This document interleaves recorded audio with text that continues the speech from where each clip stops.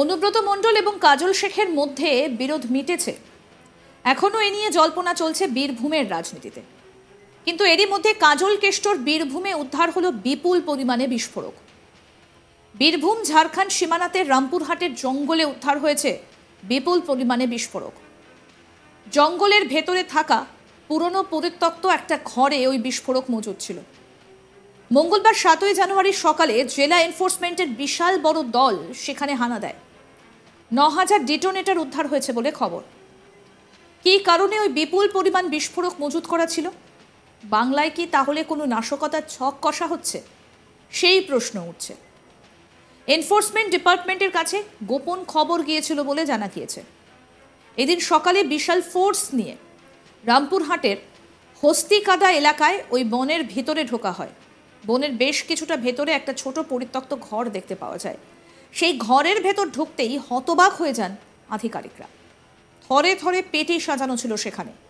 সেই সব পেটি খুলতেই একেবারে চক্ষু চড়ক গাছ হয়ে যায় তদন্তকারীদের। পেটির ভেতর থেকে বেরিয়ে পড়ে বিপুল পরিমাণ ডিটোনেটর। জানা গিয়েছে 6 বাক্স ডিটোনেটর উদ্ধার হয়েছে। কেন এই বিপুল পরিমাণ বিস্ফোরক সেখানে মজুত করা ছিল? এর সঙ্গে কি নাশকতার কোনো ছক রয়েছে? সেই প্রশ্নটাও কিন্তু উঠে আসছে।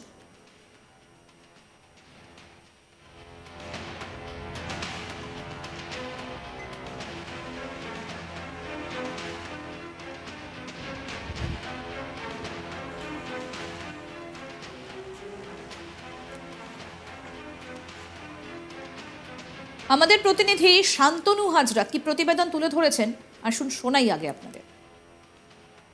আমরা দেখেছি এর আগে এনআইএ তদন্তে যে তৃণমূলের ঘনিষ্ঠ নেতাকর্মীরাই কিন্তু গ্রেপ্তার হয়েছিল জেলেটিন স্টিক এবং ডেটোনেটর উদ্ধারে। বীরভূমে যে রামপুরহাটে বীরভূম এবং ঝাড়খণ্ড যে সীমান্তবর্তী এলাকা রয়েছে, রামপুরহাটে যে জঙ্গল, একটি পরিত্যক্ত বাড়িতে পুলিশ হানা দেয়। পুলিশ হানা দেওয়ার পরই কিন্তু এই ডেটোনেটর, বিস্ফোরক যে ডেটোনেটর, সেই ডেটোনেটর কিন্তু উদ্ধার করে রামপুরহাট থানার পুলিশ। পরবর্তীতে বিভিন্নভাবে কিন্তু এই যে ডেটোনেটরটা কে বা কারা মজুত করেছিল, কোন উদ্দেশ্যে এই এত বিপুল পরিমাণে যে বিস্ফোরক পদার্থ ডেটোনেটর, সেটিকে কোন কাজে ব্যবহৃত হবে। মূলত প্রথমে জানিয়ে রাখি এই ডেটোনেটর কিন্তু বীরভূমে পাথর খাদান, অবৈধ পাথর খাদান শিল্পাঞ্চলে যারা পাথর মাফিয়া রয়েছে, তারা কিন্তু এই ডেটোনেটর জেলোটিন স্টিক ব্যবহার করে মাইনে ব্লাস্ট করায়।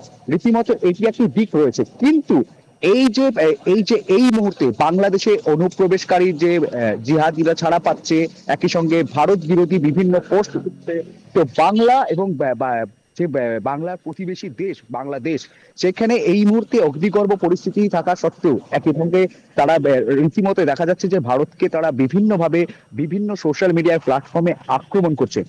এই মুহূর্তে এই উত্তাল একটা পরিবেশে বাংলার বুকে এই ধরনের বিপুল সংখ্যক ডেটোনেটর উদ্ধার কিন্তু একটা চিন্তার ভাঁজ ফেলছে প্রশাসনকে।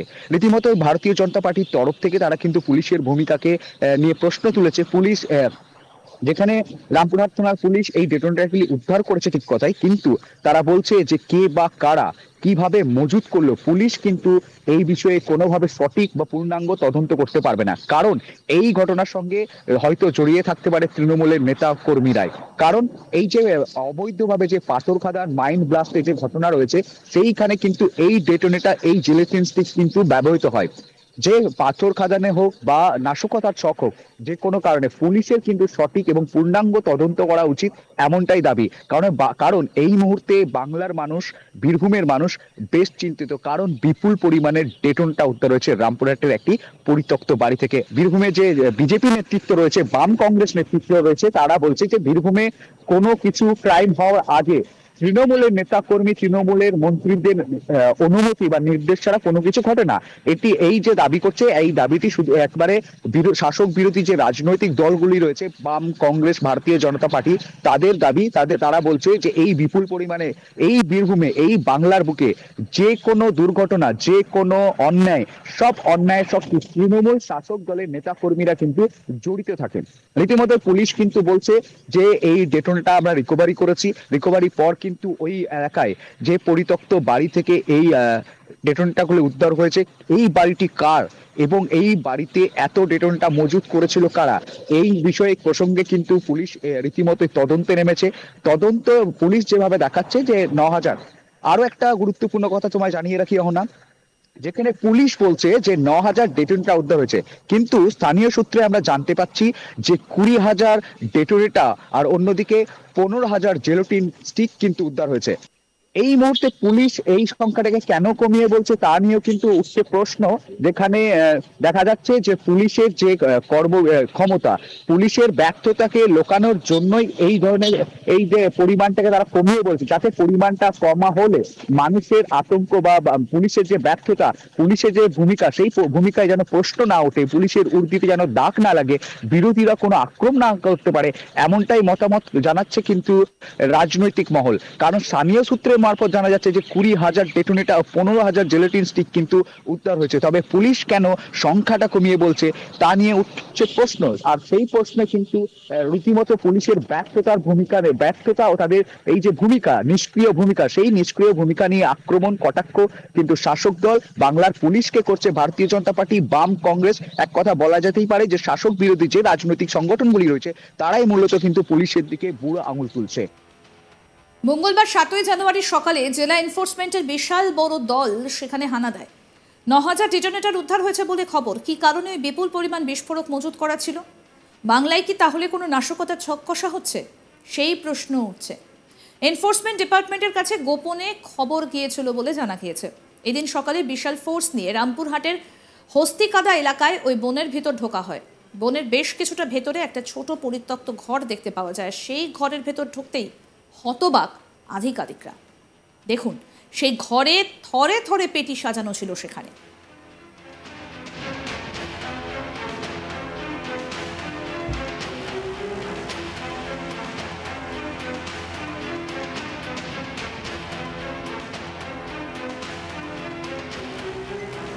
সেই সব পেটি খুলতেই একেবারে চক্ষু চড়ক গাছ হয়ে যায় তদন্তকারীদের। পেটির ভেতর থেকে বেরিয়ে পড়ে বিপুল পরিমাণে ডেটোনেটর। জানা গিয়েছে 6 বাক্স ডেটোনেটর উদ্ধার হয়েছে। কেনই বিপুল পরিমাণ বিস্ফোরক সেখানে মজুত করা ছিল, এর সঙ্গে কি নাশকতার কোনো ছক রয়েছে কিনা, সেই প্রশ্নও কিন্তু ইতিমধ্যেই উঠছে।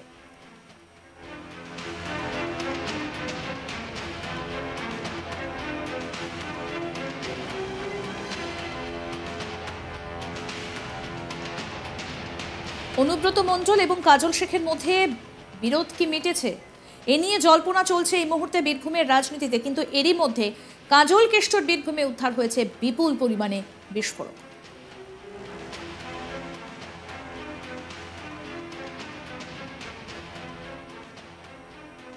আরও আপডেট পেতে দেখতে থাকুন আজ তাক বাংলা। সাবস্ক্রাইব করুন, নোটিফিকেশন পেতে বেল বাটন অপশন প্রেস করুন। এই ভিডিও সম্পর্কে আপনাদের মতামত জানান, কমেন্ট করুন, শেয়ার করুন, হোয়াটসঅ্যাপে ফলো করুন আজ তাক বাংলা।